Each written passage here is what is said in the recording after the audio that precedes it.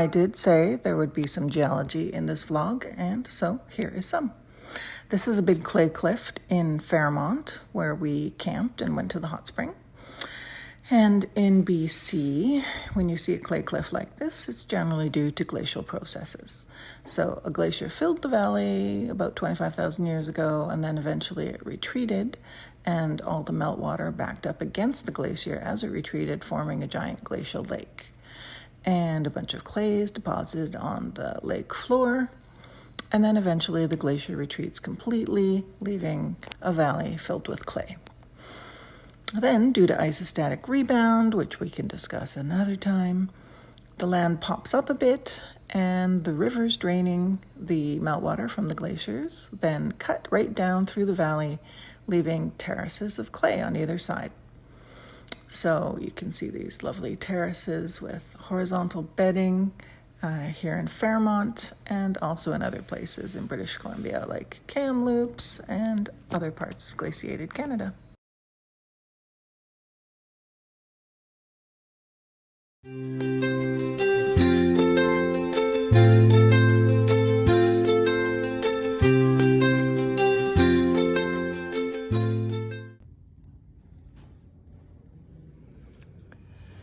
So I'm just about to go in for my appendectomy surgery. They put the IV in my hand because they're not familiar with ports. And it's going to be laparoscopic, so I should heal pretty quick. And now I'm just waiting to be taken to the surgeon for my briefing.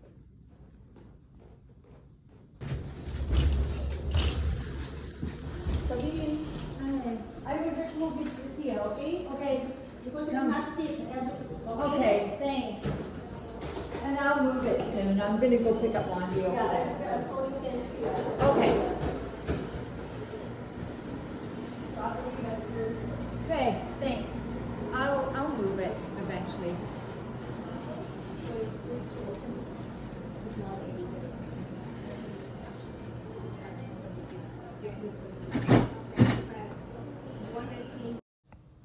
So here we are post-surgery. I have managed to lose some of my dexamethasone weight, but not all of it. Still working on it. Anyway, here you can see 4 incisions, one by my index finger, one in my belly button, one on my pubic bone, and the one on the left side is the big one where they went in with instruments and cut the muscle and took the appendix out. So interestingly, nothing on the appendix side. Anyway, the one on the left is the one that hurts the most and took the longest to heal because of the damage to the muscle. And yeah, it was a little difficult to get out of bed and do things that required stomach muscles, but it's all better now. Took, I'm going to say, just over a week to feel better. And it turned out to just be regular appendicitis, so not caused by the Trotel V itself, although perhaps caused by all the constipation and diarrhea associated with it. Who knows? It was just a regular appendicitis, so that's that. And interestingly, I have something called a Meckel's diverticulum, which is an extra appendix on my small intestine. But that wasn't inflamed, so she left it alone. And yeah, I have an extra useless organ. Lucky me!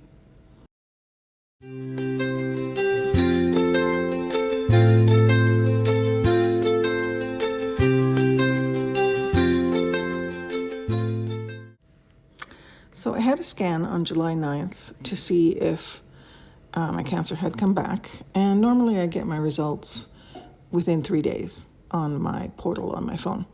But did not get the results within 3 days, and in fact did not even get them the next week.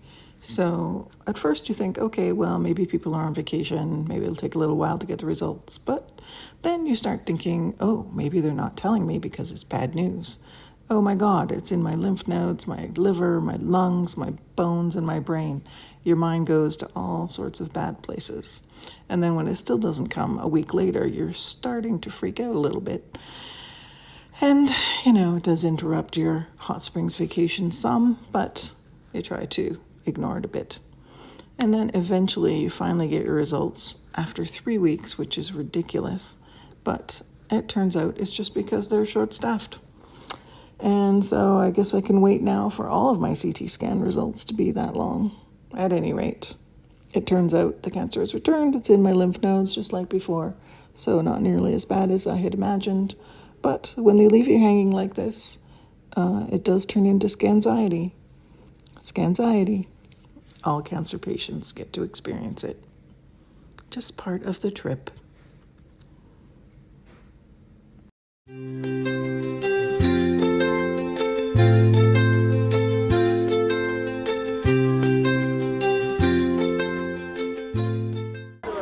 So this is Lucier Hot Springs. It's a long drive down a gravel road to get here, but clearly everyone is here. So the cool pools are down low and the hot pool is up top, and that's why that one's full.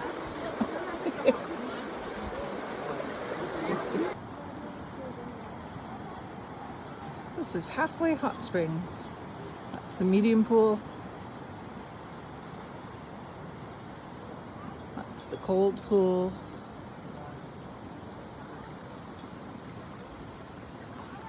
And this is the obscenely hot pool. And there's even some brand new change rooms.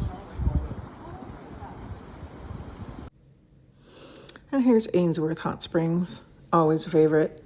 It has these caves you can go into, and they have eerie sounds, and it's really hot in the caves. It's just an awesome hot spring. And this one is Halcyon Hot Springs. The pool in the foreground is the hot pool, and the one in the background is only a warm pool, but that one has a current in it, so you can grab a little pool noodle and just float around in circles in the heat. It's lovely. Unfortunately, we had thunder and lightning on this day, so we got kicked out of the pool a couple times, so that we wouldn't die. But other than that, just a very nice day.